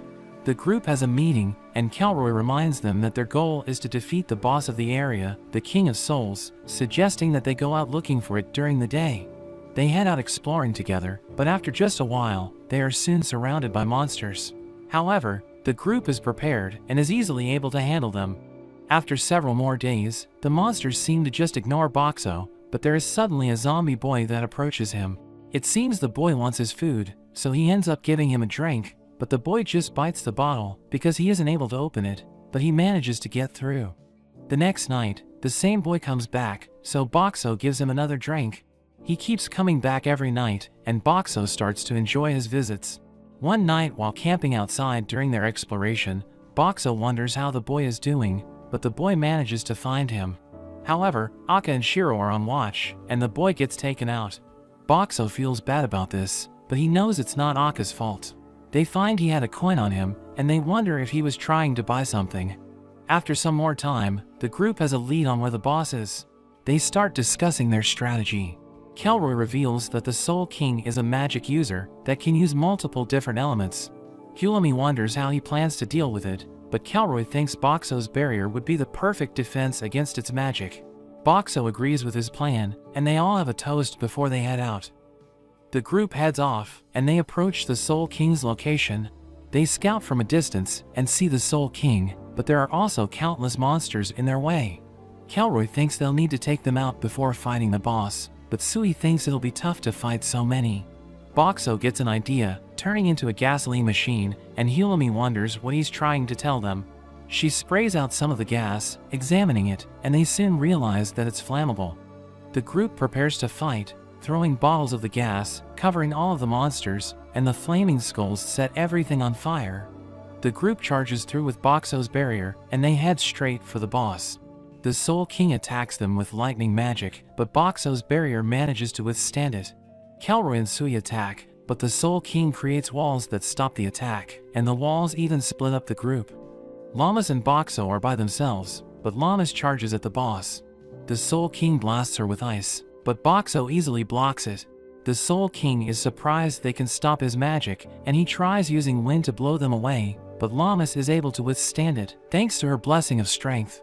The boss tries to bury her, splitting the ground underneath her, and Llamas starts to fall, but Boxo quickly transforms into cardboard, and Llamas manages to jump back out just before the ground closes. The Soul King prepares to attack again, but he's suddenly interrupted by an arrow, and we see the others boosting Sui up over the wall. Llamas takes her chance, and she uses Boxo to land a finishing blow.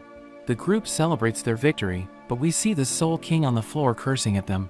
Kelroy steps on him, preparing to finish him off, but there's suddenly a darkness from the sky as a black orb drops onto them.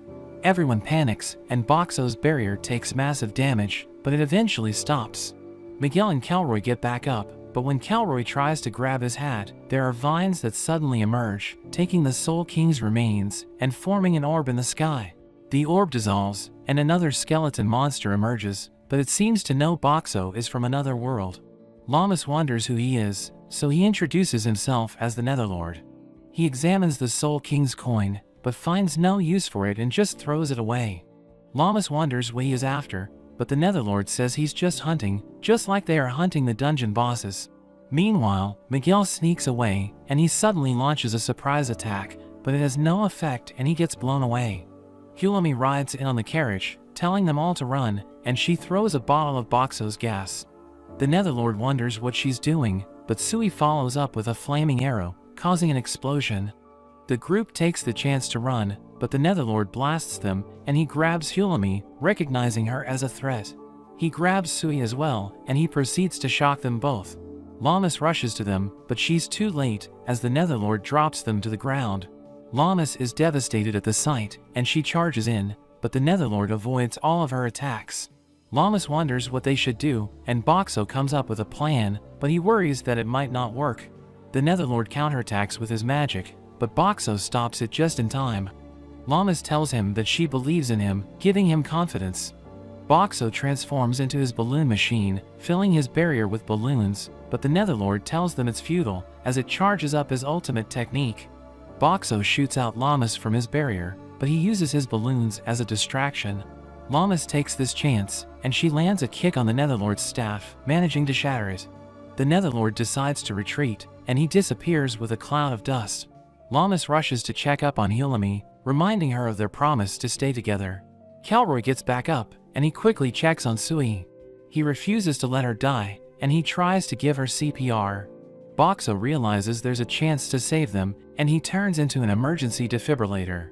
Lamas and Kelroy are confused by his new form, and Boxo thinks there's no time to explain how to use it, so he quickly spends his points to learn the telekinesis skill, and he starts moving it with his mind. Boxo also spends the rest of his points to boost his luck stat, to increase the chance of success, and he shocks Hulami to jumpstart her heart. Boxo worries he was too late, but she ends up waking up. Sui is also saved, and Kelroy is overjoyed. They make it back to the village, and report to the director. The director notes that he has only read about the Netherlord from old records, but believes he's one of the Demon Lord's generals. Boxo gets worried hearing this, thinking the Demon Lord would be even stronger. Lamas returns to the inn, where Monami instantly rushes to her, wondering if she's okay, after fighting against a monster that was stronger than a dungeon boss. News of the encounter spreads throughout the village, and all the people praise Boxo for saving Hulami and Sui. Meanwhile, we see Miguel as he is approached by the bears.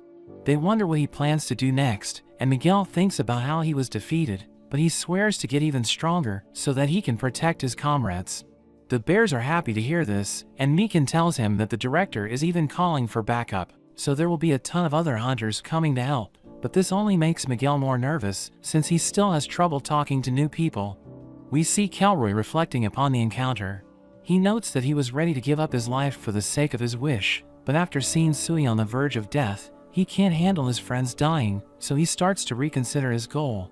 But he's joined by the rest of his team, who say it was their own choice to follow him, so they tell him not to worry.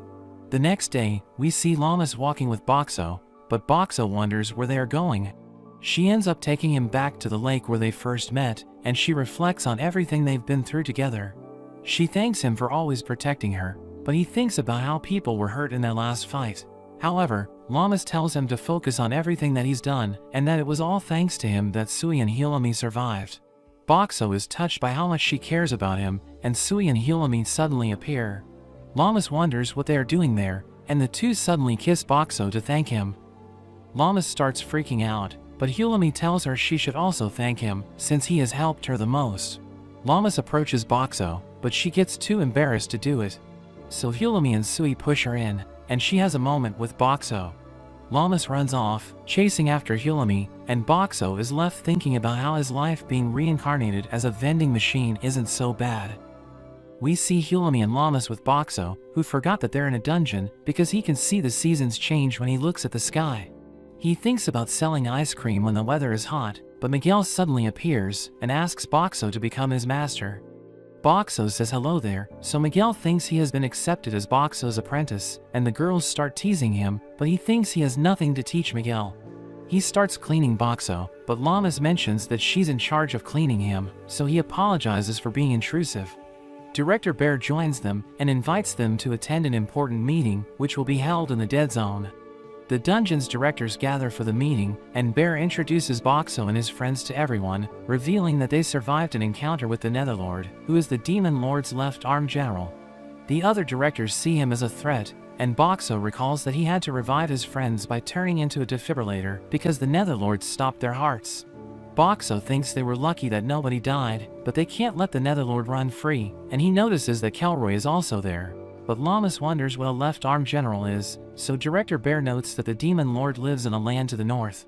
He's considered the head, and he has minions who are ranked from the highest position called the right arm, to the lowest rank which is the left leg.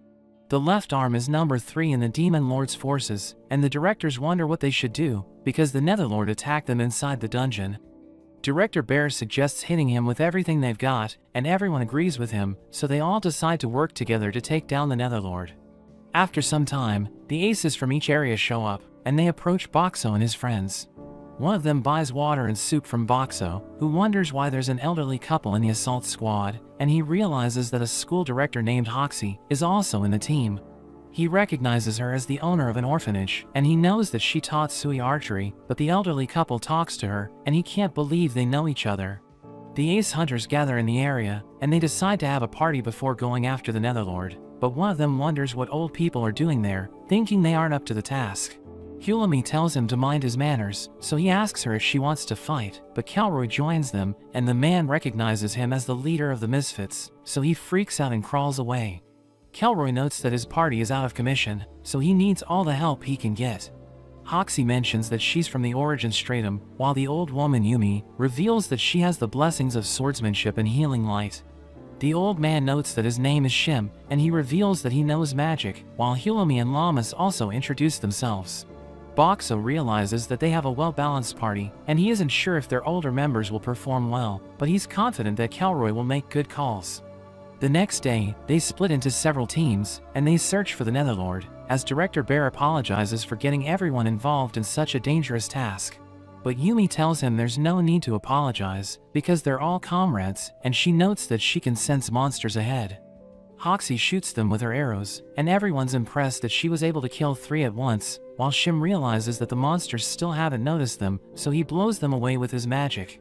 Yumi charges in, and she cuts down the skeletons in her path, so Director Bear realizes that they still haven't lost their touch.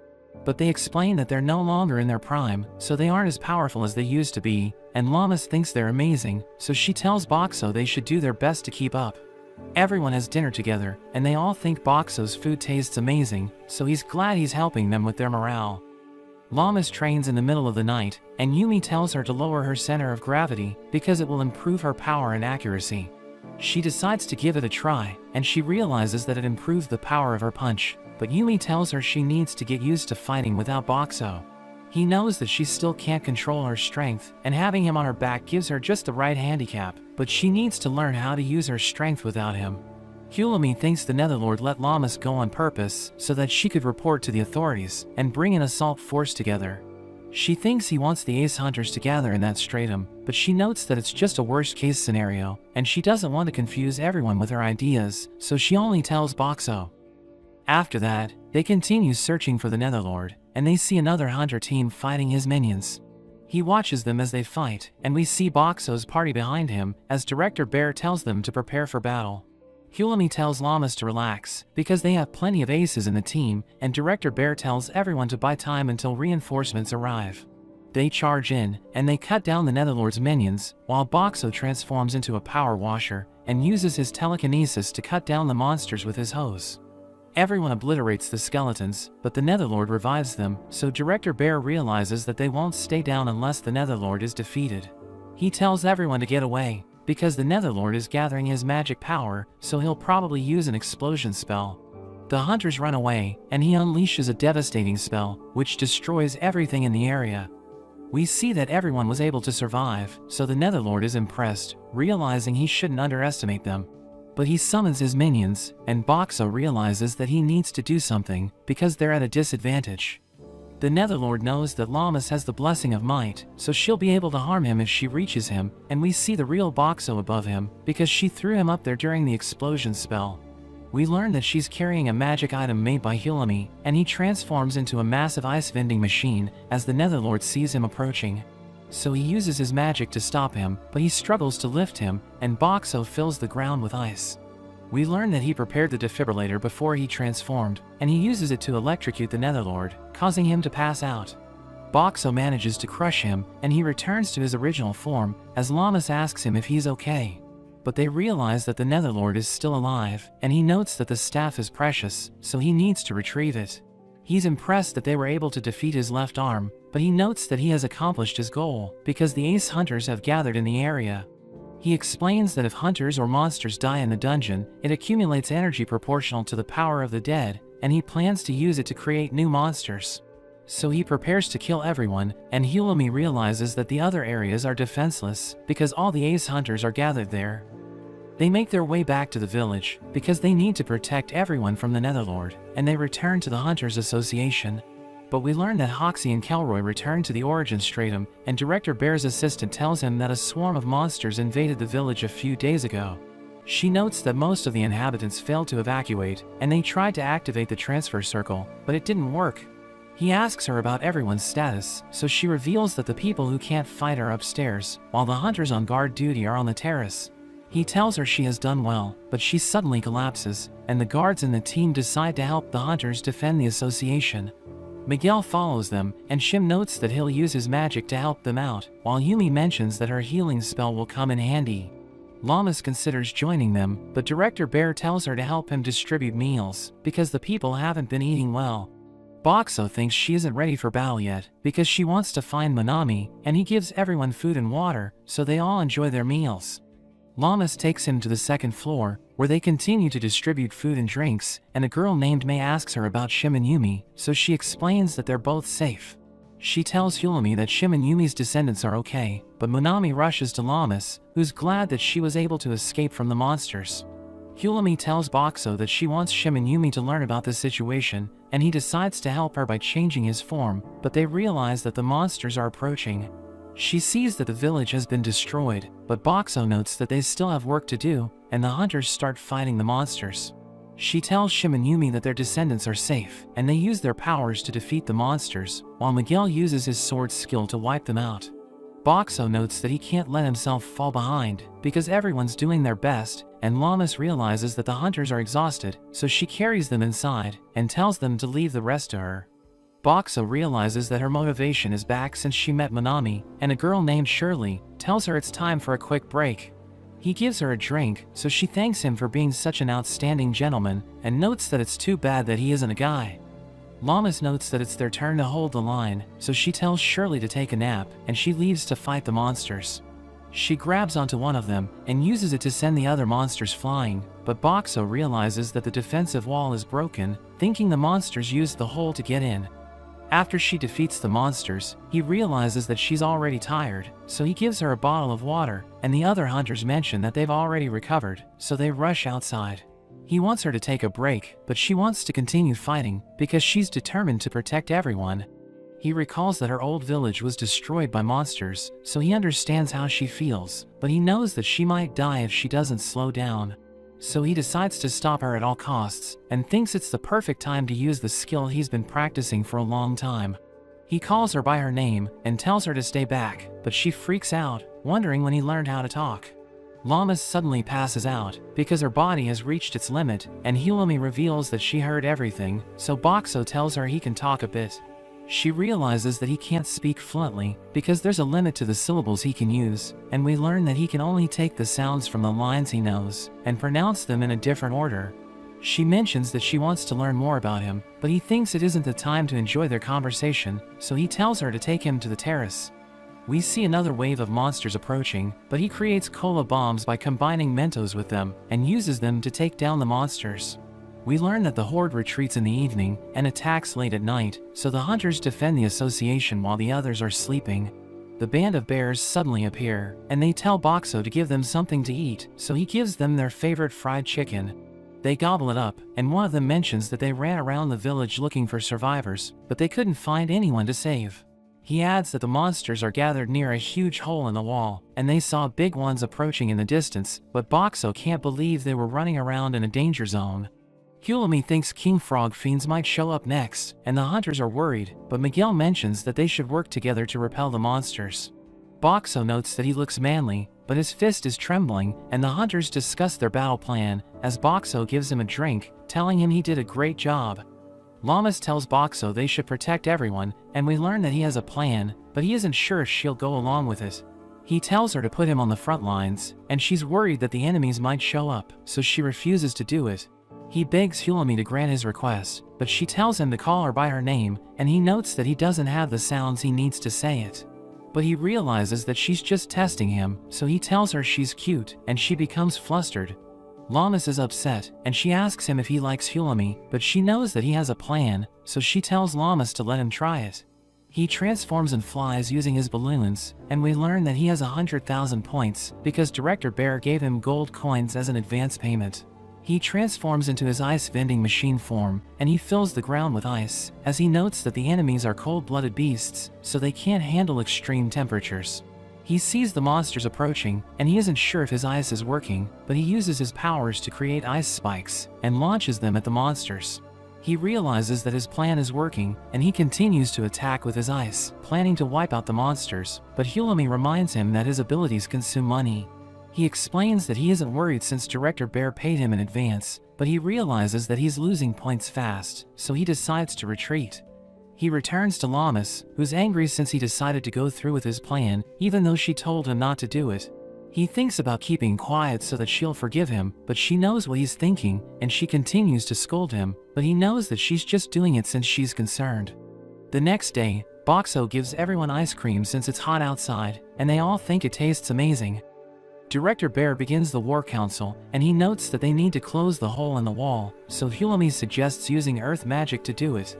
But he explains that they only have 3 people who can manipulate Earth, and they think they can use Boxo to block the hole, but she notes that he needs money to maintain his ice freezer form. The director thinks about using him to buy time while they repair the wall, but his assistant notes that they only have 60 gold, and Boxo notes that it's worth 60,000 points. But he recalls how he burned through his points when he fought the monsters, so he tells the director it's not enough. But Sayori suddenly joins them, and she mentions that she has an idea. They decide to form a party to retrieve the safe from her mansion, so that they'll have enough money to get Boxo to plug the hole in the wall. But when she sees her house, she realizes it was destroyed, so she starts crying, and Boxo notes that it's the first time he has seen her get emotional. She apologizes for losing her composure, and she leads everyone to her underground safe, as they note that the paintings in her mansion have been ruined, but she mentions that they're cheaper than they look. They're glad that she's back to her usual self, and they reach a hidden basement, where she opens a vault, which leads them to her family's treasury. They realize that she's ridiculously rich, but she knows that Boxo can't accept gold bars, so she lets him borrow all the gold coins in her treasury. He mentions her name as he thanks her, and she's glad that he can say her name properly, but Llamas is jealous, so he also calls her by her name. She's glad that he was able to do it, but Sayori notes that he can pronounce her name better, and he recalls that they don't get along, because Sayori tried to take him from Llamas. She gives Boxo the gold coins, but she reminds him that it's just a loan, so the Hunters Association needs to pay her back. But he thinks she's just hiding her embarrassment, and he believes that she's actually a good person at heart. He notes that they put in 110 gold coins, so he now has 110,000 points, and he thinks it's enough to plug the hole in the wall.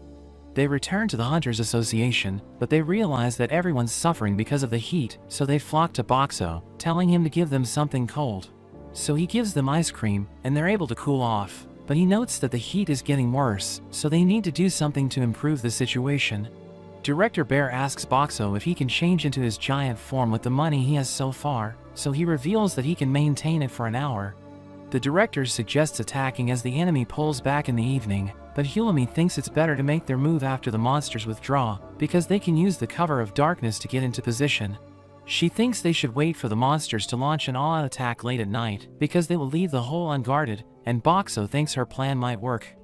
The director thinks that the defenders will be exposed to danger, but he decides to go with her plan anyway, because he thinks it will increase their chances of success. As night approaches, they form a task force to repair the wall, and we learn that they'll be working with 3 Earth mages to complete their mission.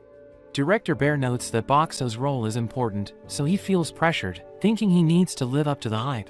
The director tells the guards to stay there in case they don't make it back, and he notes that Boxo left enough food for everyone. The group heads to the wall, but they encounter a group of monsters, and the director thinks they have no choice but to fight them.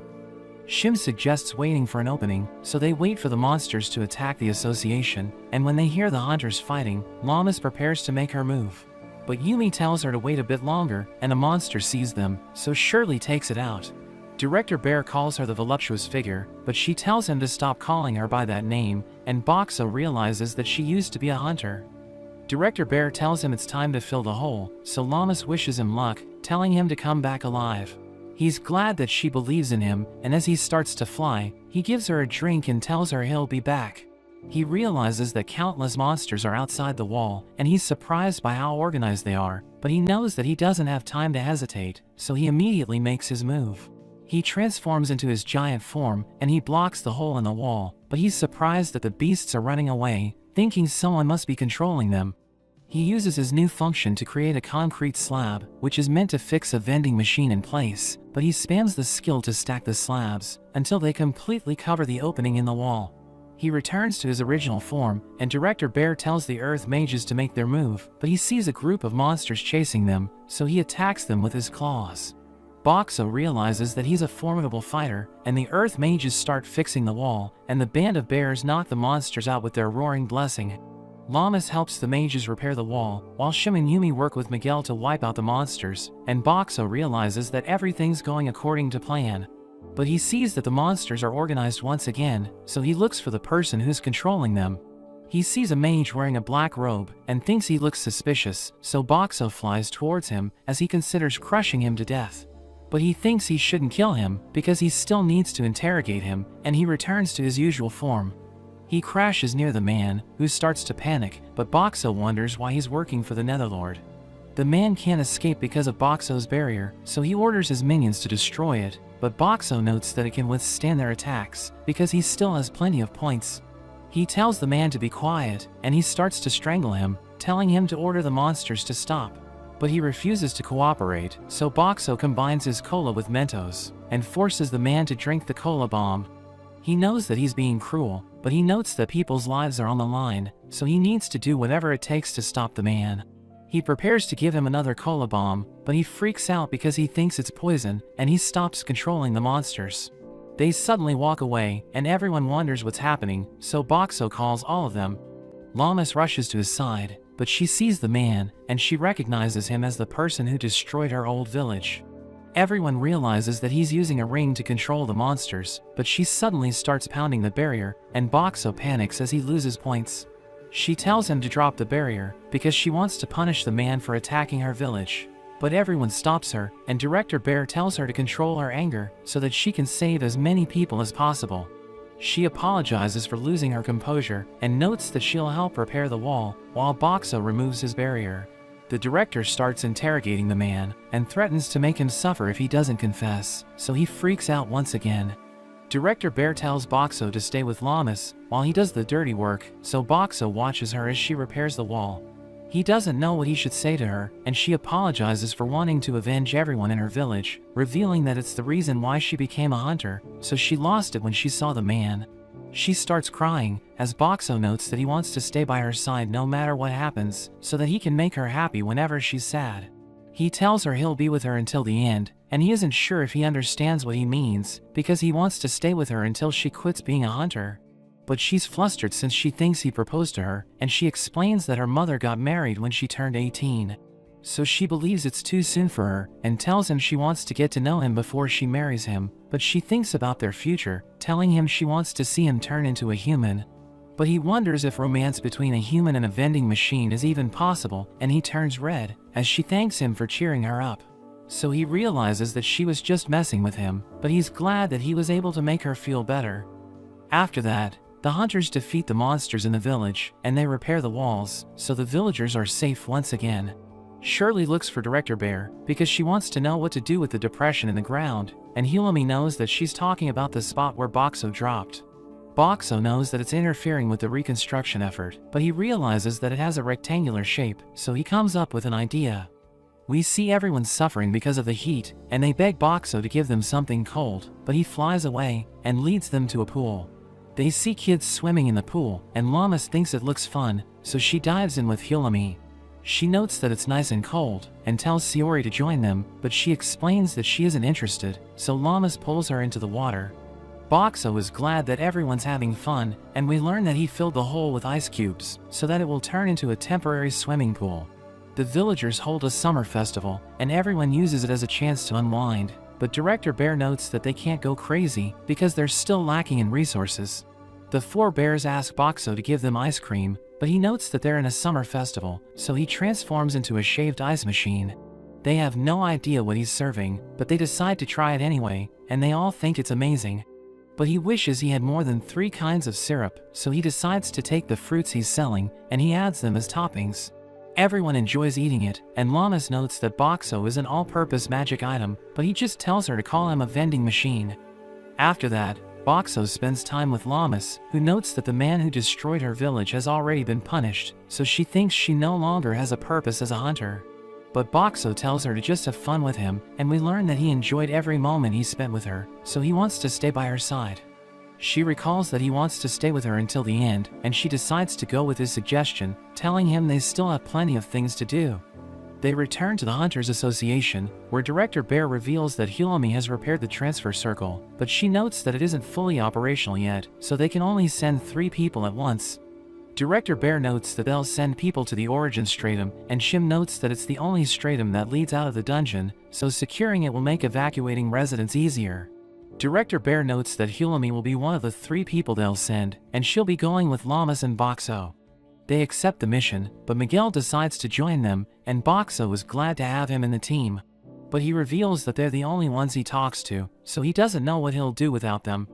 The director tells them to be careful, and they head to the origin stratum, where they see a bunch of footprints, so Hulami thinks the people turned back because they couldn't use the transfer circle. We see Kelroy leading the villagers, as they struggle to defend themselves against the monsters, but Miguel suddenly appears, and obliterates the beasts with his sword skill. Kelroy realizes that reinforcements have arrived, and he's glad to see Boxo, because the people haven't eaten for days. They buy the food and drinks he's selling, and he struggles to give them what they want, but he manages to satisfy them, and Kelroy tells him he just saved their lives. He mentions the stairs to the surface, and he's surprised that Boxo can talk to him, but Hulami interrupts them, asking Kelroy why he didn't use the stairs to get the people out of the dungeon.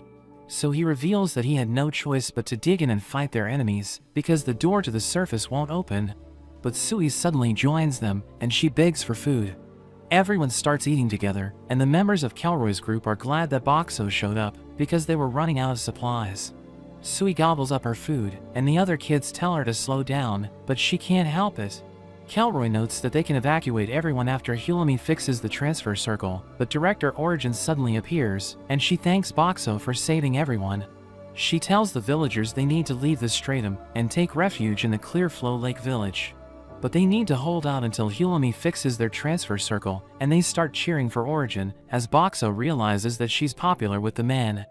The next day, Llamas and Boxo join a search party, and they head to a nearby prison, where they look for people who have taken refuge. Origin tells them that the criminals in the prison are hopeless scum, but she asks her assistant about one of them, so she reveals that he's still in prison, because he won't change his behavior. Llamas wonders what kind of person he is, so Origin mentions that he's a pervert, and they had to throw him into prison, because the people complained about him. Everyone realizes that the cells are empty, but they see a strange man named Heavy, and Origin recognizes him as the pervert they were talking about. But he explains that he simply lives true to his instincts, and he tells them not to worry, because he just likes well-worn footwear, and he has no interest in the person who wore them. Origin wonders how he got his collection while he's in prison, so he reveals that he released the other prisoners, because the monsters were causing trouble. She reminds him that they're dangerous people, but he reveals that he used his magic to attract the monsters to them after he released them, because he thinks the world is a better place without them. Origin thinks he's lying, but Sui knows that he's telling the truth, and he calls her his friend, but she notes that it isn't the case. She mentions that he's also a member of Kelroy's group, revealing that he uses healing and mind-altering magic, and he tells everyone why he loves used footwear, but they all think he really is a pervert. He reveals that he doesn't like brand new shoes, because they don't tell a story with their smell and appearance, but ones that are worn by hunters are ripe for the harvest. Llamas tells him he shouldn't steal other people's shoes, but he notes that theft is one of the worst acts a person can commit, and he can't bring himself to do it. So he pesters the owners into selling the footwear he likes, and he buys it for a fair price. Sui notes that he gives their group a bad reputation, and Origin wonders why he didn't fight the monsters, so he reveals that he didn't want to get involved. But he mentions that he didn't just let everyone die, and he deactivates his spell, revealing that he used his magic to save the innocent people. They realize that they're safe now, and Origin can't believe he's actually a good person, telling him she has misjudged him. She apologizes for the way she treated him, and offers to reward him, so he tells her to give him her boots. They bring the survivors back to the village, and they're happy to be reunited with their loved ones, but Origin gives Heidi her boots, and he notes that he can already feel its history. But Filmina suddenly knocks him out, and she notes that he's sick in the head. Kelroy returns Origin's boots, and tells her she can't let Heidi have it, as he whispers something to her, which causes her to freak out and run away. Boxo knows that Heidi is a weirdo, but he's a capable healer, so Boxo thinks they need his help. Heidi approaches him, and he buys a warm tea, but he pours it in one of his boots. He reveals that the boot was worn by a lady hunter for 12 years, so he enjoys the sweat and experience in it. He notes that he can only enjoy its scent for a week, and he starts drinking his tea, as he tells Boxo to take it easy, because he appears to be tense. Heidi mentions that they only live once, so they should do whatever they want with their lives, telling Boxo they have the same spirit as enthusiasts, but he notes that it's not true. After that, Boxo decides to check his abilities, and we learn that vending machines are divided into two categories. The first are the machines that sell items, while the machines in the second category offer automated services, like changing money and dispensing pachinko balls. Boxo realizes that he has reached rank 3, and he knows that he still has room to improve, but he needs 3 million points to rank up. He suddenly sees the 4 bears rushing towards him, and they tell him to give them their favorite fried chicken, but he finds them annoying, so he wants them to calm down. We learn that Hulami has fixed the transfer circle, so the residents start evacuating to the lake village. But Boxo wants to know more about the stratums in the dungeon, so he asks Origin about them. She reveals that there are 7 areas, which are each ruled by different directors, but there's an area that they still haven't conquered, which is known as the Everlasting Zone. So Boxo realizes that 8 areas have been discovered so far, but she tells the kids it's time to evacuate, and he gives them balloons to make them happy as they leave. Origin wonders what they should do after they evacuate the residents, because the monsters might use the transfer circle if they abandon it.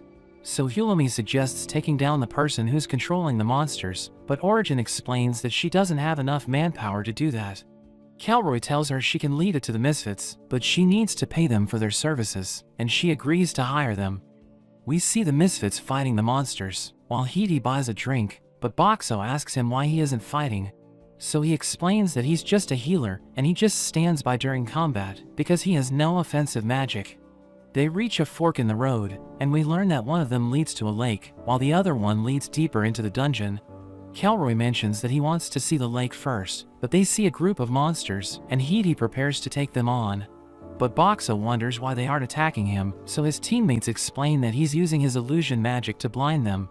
He mentions that he isn't interested in them, since they don't have any shoes, and we learn that he also has the Blessing of Might, but he isn't as strong as Lammas. He easily takes down the monsters, and Boxo is surprised at how merciless he is, but Kelroy notes that they should leave everything to him. They decide to split into 2 groups so that they can explore both paths, and Hidi decides to go with the lake group. But Boxo is worried that Hidi might cause trouble, so he tells Lammas they should go with him. They wipe out the monsters in their path, and they reach the lake, but Hidi tells everyone to have fun in the water. Boxo finds him sus, and Lammas explains that they need to hurry back, because the others are waiting for them. But Hidi mentions that they still have time to spare, and one of the bears dives into the water, so the others decide to take a bath.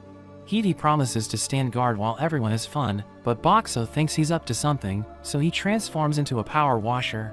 Hidi stares at their shoes, and he wonders what they smell like, but Boxo blows him away, as he notes that he saw it coming.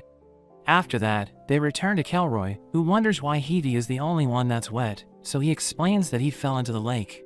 Filmina tells Boxo it's time to have lunch, so he transforms into a family market, which sells convenience store items, thinking it's the ideal lineup to satisfy everyone's cravings. Everyone's excited as they browse his selection, because there are plenty of foods they haven't seen before, so they want to give everything a try.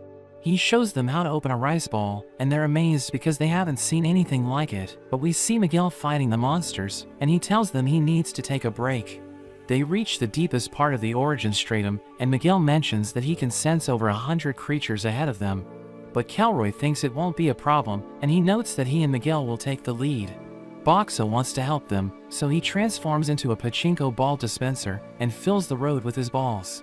Miguel asks him about the balls, so he explains that they will cause the monsters to trip and fall, and the bears mention that they can hear monsters ahead. Miguel uses his sword skill to obliterate them, and Lammas punches them away, while Boxo covers her back by launching cola bombs. But the monsters keep coming, and he thinks the only way to defeat them is to take out their commander, so he tells Lammas to throw him towards their enemies. But she refuses to do it, because she doesn't want him to get hurt. She mentions that they should work together since they're partners, and he looks forward to hearing her plan, but she tells him they'll launch a suicide attack. She rushes forward, and Miguel clears a path for them, so she thanks him for his help, calling him Boxo's #1 apprentice. She takes out the enemies in her path, while Boxo combines his pachinko balls with a special fluid, and launches them towards the monsters. They explode in midair, and the enemies trip and fall, so they're knocked out, but he wonders why he still can't find their commander. One of the bears mentions that he heard a human scream, and he points to a pile of monsters, so Boxo transforms into a power washer and clears a path for Lammas. She punches the monsters away, and they see the girl who's controlling them, so Lammas takes her ring and crushes it with her fist. Kelroy mentions that it's time to go back, because they have completed their mission, and he notes that they should interrogate the girl when they get back. But Filmina tells him to stop touching the girl, and Boxo wonders what kind of relationship they have. Shiro and Aka mention that they're at it again, but they think it's embarrassing, because they should be old enough to know better. Lamas thinks Filmina is young, but Sui reveals that she's older than Kelroy, and she just looks younger because she's part vampire. Hidi explains that vampires feed on humans' blood, but they can also use other bodily fluids for nourishment, and it's possible for them to have children with humans. Lamas thinks it sounds lovely, so Shiro and Aka tell her that humans shouldn't have children with monsters. But she explains that she doesn't mind, and thinks Filmina is just like everyone else, because the misfits have already accepted her. As they make their way back, Lamas asks everyone about the wishes they want granted, and Sui mentions that she wants money so that the children in the orphanage can eat every day. Lamas mentions that she wants to turn Boxo into a human, and Hidi notes that his wish is to collect enough used shoes from all over the world so that he can use them to build a castle. Shiro and Aka reveal that they want to be popular with the ladies, but Sui notes that they're both losers, and everyone wonders what kind of wish Kelroy and Filmina have. They return to the village, where Boxo gives everyone food, but he suddenly transforms into a rice dispenser and plans to use his telekinesis to cook. But he realizes that he can't do it alone, so he tells Lamas and Hilami to help him out, and he transforms into a gas range. They cook the rice he gave them, and everyone eats it, realizing it tastes delicious. Boxo is happy that everyone's enjoying the food, and Lamas thanks him for everything he has done for them, so he looks forward to cooking for her again. But that's where this video ends. Remember to like and subscribe to the channel. Thanks for watching, and I'll see you next time.